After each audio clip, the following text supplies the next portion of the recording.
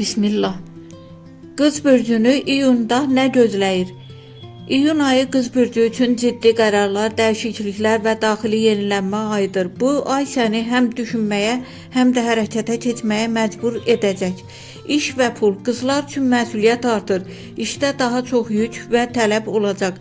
Amma bu sənin yüksəlməyin üçün bir fürsətdir. Ayın ortasından sonra zəhmətinin qarşılığını almağa başlayacaqsan. Maliyyə baxımından stabillik var.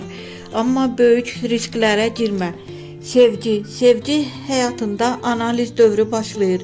Qız bürcü üçün hər şey ya düzgün, ya da bitmiş olacaq. Münasibətdənsə artıq qərar verməli olacaqsan.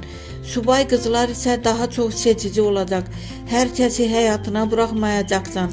Ruh halı və enerji.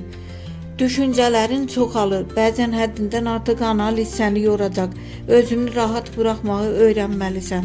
Ayın sonuna doğru daha rahat və güclü hiss edəcəksən. Diqqət etməli məqamlar. Perfeksionizmi azalt. Hər şeyi kontrol etməyə çalışma. Sağlamlığına diqqət et. Yorğunluq ola bilər.